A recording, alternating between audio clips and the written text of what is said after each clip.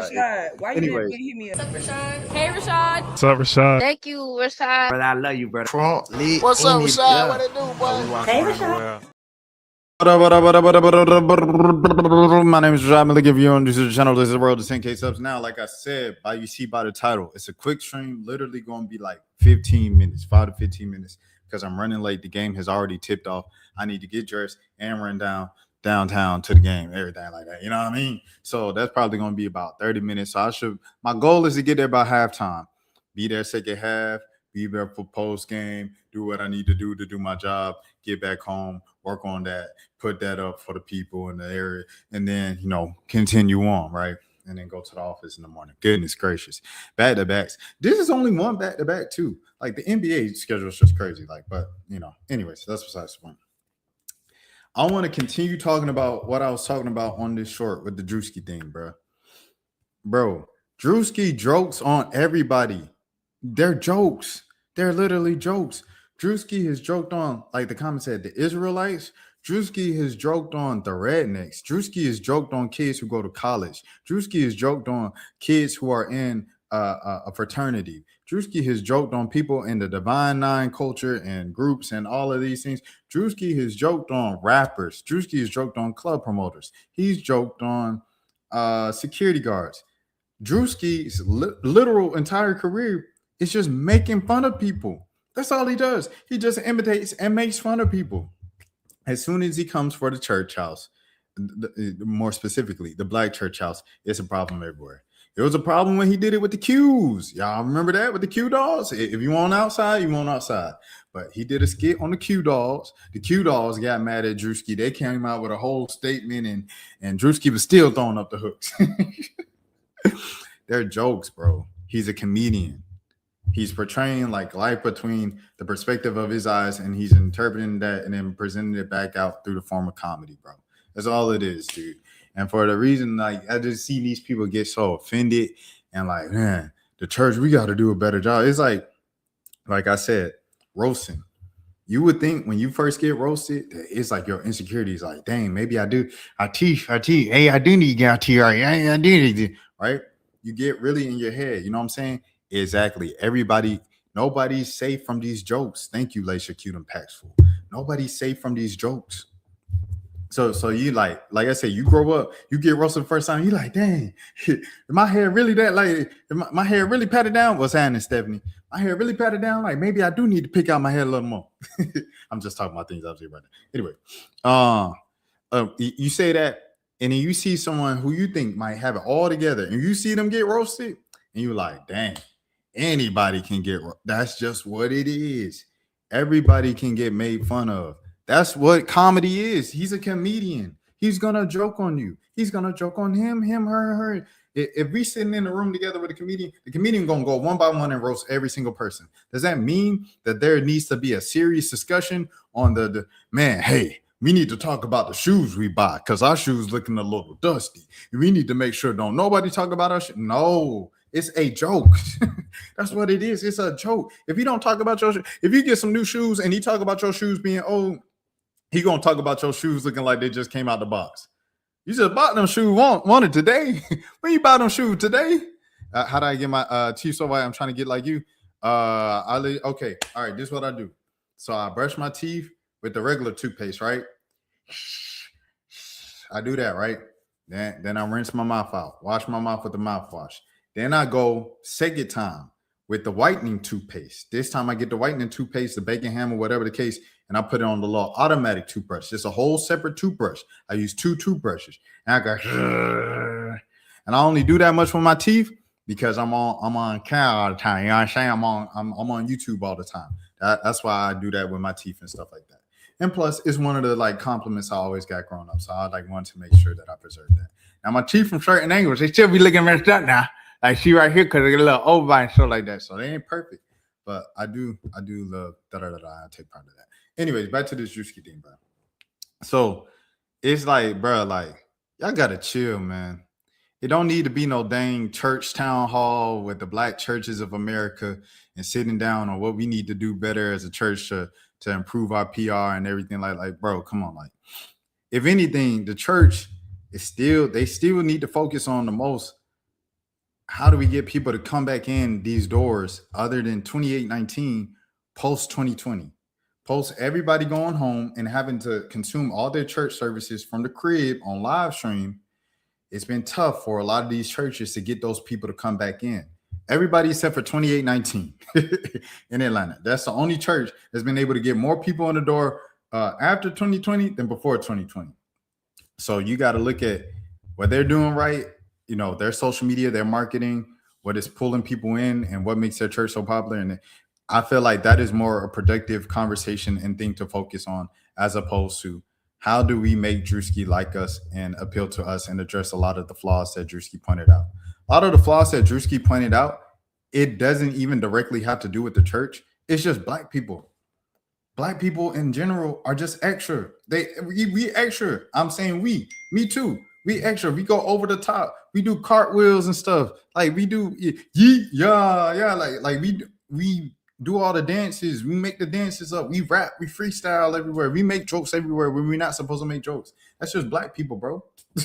So it's like that's the first thing that he's doing. Like I say all the time with Pastor Mike Todd.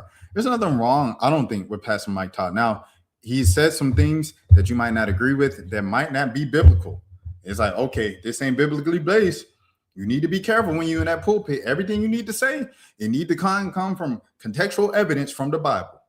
And it might be a couple things that he done said over the years that isn't backed up in the Bible. That is a problem. I acknowledge that. But for the most part, Pastor Mike Todd, it ain't nothing wrong with him. The only thing that Pastor Mike Todd is, you have to I met Pastor Mike Todd one time. He came to the office for an interview. He interviewed with Malik from Birds and Buckets and stuff like that when we worked together at our old job. And so in the middle of the interview, he leaves because he brings he's sitting down and it's like a room with purple couches. If you've been on my channel for a while and you've seen the old interviews, you know what room I'm talking about. And he's like, dang, he promoting a book. The color of the shirt we got to promote the books is purple. Hold on, I'm gonna run to the car real quick. This is in the middle of the interview. He claps, he runs to the car, he switches, and he comes back 5 minutes later. That's how extra he is. He's literally, when I met him, shook his hand, everything. I said, "Oh, I get it. He's just a theater kid." Pastor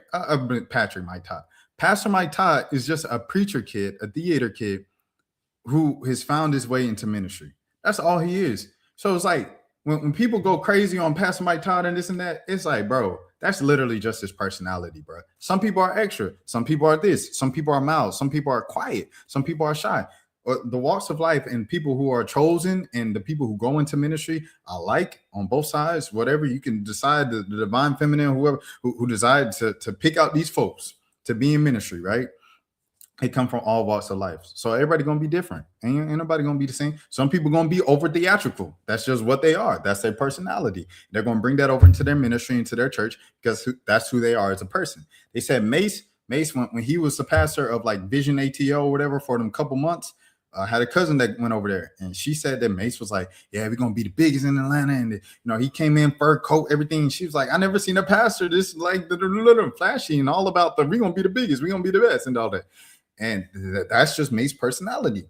Mace is a rapper. Mace is from Harlem. They all got the confidence of I could do anything. That's just what it is. So that's the first thing here. The second problem here is from the criticism of the people who are criticizing the Drewski skit, and anybody who talks about church, who comes after their beloved church and their beloved pastors. We talked about this on a small group call on Monday. It's like this, bro. It's literally like this. I want to say this. Oh, Boosie and I! It's literally like this, right? If dang, I got thrown off at that. I need to hurry up. It's literally like this, bro. People, a lot of us Christians and followers, Christ followers, faith believers, everything like that, we have now began, and we've always done this, but it is evident that as much as we preach not to idolize others, and we talk down on celebrity idolatry and all of these things, and idolizing other things in our life, anything in our life, which could be anything that we put above Jesus Christ is idolatry. But we don't talk a lot about the idolatry we see right in front of our faces in the very same church house. idolizing our ministers and pastors and churches. A church, in real life, the people in the church are just flawed human beings, hurt souls, trying to get patched up and trying to heal up and trying to get better, to be better servants of the Lord and better people to present the word of God to the public. That's what the church is. It's just a bunch of flawed humans. So when you put the people in the church on this pedestal, like, oh, Sister Jean will never do that. She'll never, she show up every Sunday. She do this. Or Bishop so-and-so will never do that. We talk about this with the Donnie McClellan video. When you automatically throw it out and say they'll never do something, you're literally idolizing said person, said figure. And they're just a flawed being, just like you and me. They make mistakes. They sin. They do all the stuff. You know what I'm saying? Their sin might be different than yours, but they still sin. They still fall short of the glory of God. Every single day, we got to die to ourselves. Not just us, the congregation, but the pastor got to wake up and die to him or herself every day as well. It just is what it is. You know what I'm saying? So let's not and let's stop idolizing our pastors and our church, and let's take jokes and let's understand what comedy is. Comedy comes after everybody. I thought we would know this after Drewski has spent years, nearly a decade online, just joking about millions of people online. But it's a lot of people probably in the church who have never seen a Drewski skit before this. So this is your first time seeing the Drewski skit, and he's making fun of the people that you love and the people that you take so seriously, and you saw yourself in that skit kind of in the mirror. It is what it is, bro. I'm sorry, but it's just a joke. He's going after everybody. All right, my name is Rashad Milligan. If you are new to the channel, this is the road to 10K subs. I'll be live on this channel each and every single day, just like I've been for the past 315. I want to give everybody a full regular stream tonight, but I might be tired after the game, running back and forth and stuff like that, doing all the coverage. So with that being said, I'm not promising it, but I'll love to do it tonight. It'll probably be around 1 a.m. Eastern time, midnight Central time, stuff like that. So if I don't see y'all then, I'll see y'all after that the next day, and I'll probably see y'all in shorts and stuff like that. Till next time, y'all take care. Peace. Y'all be safe. Have a good morning. Have a good afternoon. Have a good evening. Have a good night. If nobody else told you today, I care for you. Peace out. Rashad, why you didn't hit me up? What's up, Rashad? Hey, Rashad. What's up, Rashad? Thank you, Rashad. Brother, I love you, brother. What's up, Rashad? What it do, boy? Hey, Rashad.